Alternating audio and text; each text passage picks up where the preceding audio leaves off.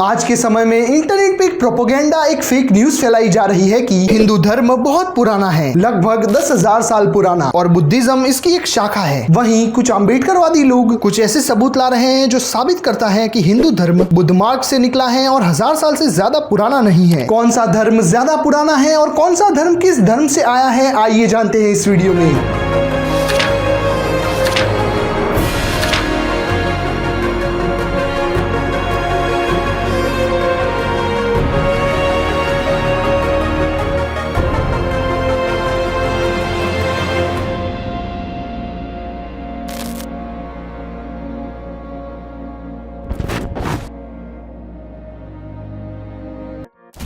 अगर हमें ये जानना है कि कौन सा धर्म सबसे ज्यादा पुराना है तो हमें सबसे पहले शुरुआत उस धर्म के नाम से करनी होगी। सबसे पहले जो हिंदू शब्द है उसका कोई सबूत हमें 10वीं शताब्दी से पहले नहीं देखने को मिलता और किसी भी धर्म ग्रंथ में इस हिंदू शब्द का प्रयोग ही नहीं मिलता। वहीं उल्टा पर्शियन डिक्शनरी में हिंदू का मतलब चोर या गुलाम होता है।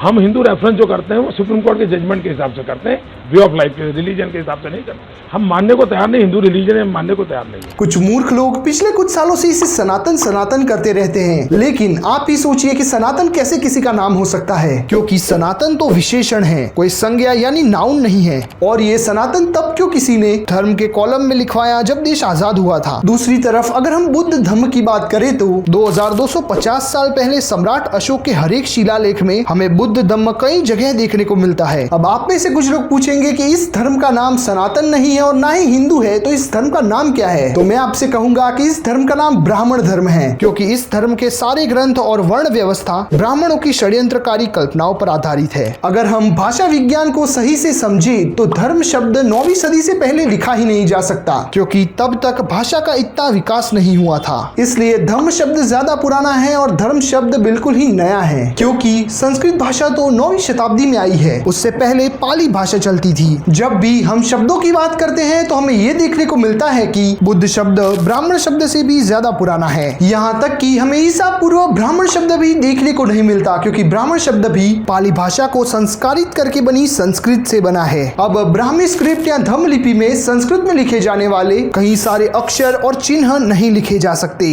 अगर हमें इसके बारे में और जानकारी चाहिए तो हमें इन दोनों धर्मों के इतिहास को अच्छे से समझना होगा। अब पिछले 1000 सालों से तो हमारे देश में लिखने का काम सिर्फ एक ही वर्ण के लोगों ने किया है और उन्होंने भी इतिहास ठीक से नहीं लिखा है। इतिहास के नाम पर इन्होंने सिर्फ रामायण और महाभारत की जातक कथाओं में से कॉपी की हुई कहानियां लिखी हैं, क्योंकि अगर ये इतिहास होता तो हमें इसके आर्कियोलॉजिकल एविडेंस कब के मिल चुके होते। और मिलता भी कैसे, क्योंकि ज्यादातर कहानियां तो जातक कथाओं में से कॉपी की गई है, जैसे कि दशरथ जातक कथा से रामायण और खत जातक कथा से कृष्ण, जिसके सबूत हमें अजंता की गुफाओं में मिल जाते हैं। अब अगर हमें सही इतिहास जानना है तो ऐसे लोगों से जानना होगा जो लोग उस समय भारत आए थे। ऐसे ही एक ट्रैवलर जो ईसा के 302 साल पहले भारत आए थे, जिन्हें हम मेगास्थेनीज के नाम से जानते हैं। और मेगास्थेनीज ने उस समय किताब लिखी थी जिसे इंडिका कहा जाता है। और मेगास्थेनीज अपने इस ग्रंथ इंडिका में किसी भी देवी देवता के बारे में नहीं लिखते सिवाय बुद्ध के। जब हम 7वीं शताब्दी में आए हिंसान की किताब को भी देखते हैं तो उसमें भी हमें हिंदू शब्द कहीं देखने को नहीं मिलता, जबकि उसमें तो हमें एक इंटू और हिंताव नाम का शब्द देखने को मिलता है, जिसका चीनी भाषा में अर्थ चंद्रमा होता है। अब हम जब इतिहास को और पढ़ते हैं तो हमें ये समझ आता है कि हिंदू शब्द सबसे पहले भारतीयों के लिए 11वीं सदी में आए ट्रैवलर अल-ब्रूनी ने उपयोग किया था, लेकिन तब भी भारत के लोग अपने आप को हिंदू नहीं कहते थे।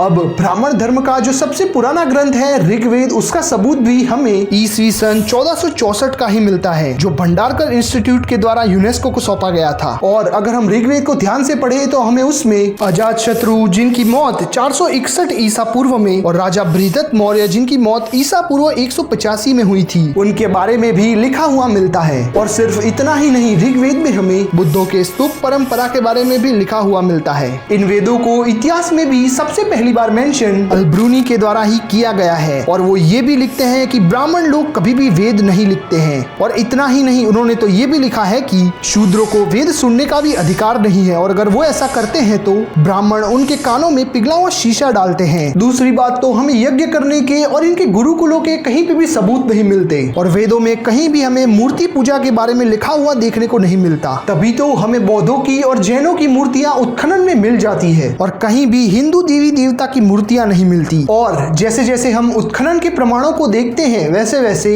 ये बात साबित हो जाती है कि वैदिक युग कागज पे किया गया एक घोटाला है। अब आप में से कुछ लोग ये पूछेंगे कि अगर ऋग्वेद भारत के सबसे ज्यादा पुराने ग्रंथों में से एक नहीं है, तो वो कौन से ग्रंथ हैं जो सबसे ज्यादा पुराने हैं? तो मैं कहूंगा बौद्धों के 7 सूत, जिनके प्रमाण हमें अशोका के कोलकाता के म्यूजियम में रखे राजस्थान के बैराट के शिलालेख में मिलता है। अगर शिलालेख की बात हो रही है तो हमें बुद्ध के समकालीन प्रसेनजित का भी शिलालेख मिल जाता है, जो कि पाली में लिखा हुआ है। कुछ लोगों ने षड्यंत्र करके वैदिक युग को सेट किया है, वहां उसके कोई सबूत नहीं मिलते, जबकि हमें कुछ ऐसे सबूत मिलते हैं जो हमें ये दिखाते हैं कि कैसे सिंधु घाटी सभ्यता बौद्धों की सभ्यता में इवॉल्व हुई है, जैसे कि स्वास्तिक चिन्ह, पीपल के पत्तों के चिन्ह, कपड़े पहनने का तरीका, स्तूप रचना, त्रिरत्न का चिन्ह, धम्म चक्र, यहाँ तक कि ईंटों का साइज भी। अगर धर्मों के अस्तित्व की बात करें तो हमें ये पता चलता है कि बुद्ध धम्म की तीनों ब्रांचेस महायान, थेरवाद और वज्रयान तो धम्म चक्र प्रवर्तन के बाद से ही अस्तित्व में है, यानी 2600 साल से अस्तित्व में है। और वज्रयान में तो कई बोधिसत्वों की अलग अलग तरह से मूर्तियां बनती है, जैसे कि बोधिसत्व तारा देवी और अवलोकितेश्वर की, जिनके कई हाथ होते हैं और कई सर होते हैं। इसी वज्रयान शाखा में से एक बौद्ध, जिसे आज लोग शंकराचार्य के नाम से जानते हैं, 8वीं शताब्दी में अपना एक अलग मार्ग बनाता है, जिसे आज शैव पंथ कहा जाता है। और इनके अनुयायी जितने भी छोटे छोटे बौद्ध स्तूप होते हैं, जिन पर आज भी हमें बुद्ध देखने को मिलते हैं, उन पर कब्जा कर उसे शिवलिंग कहकर पूजना शुरू कर देते हैं। और इस शैव मार्ग से 11वीं सदी में रामानुजाचार्य अपना एक अलग ही मार्ग बनाते हैं, जिसे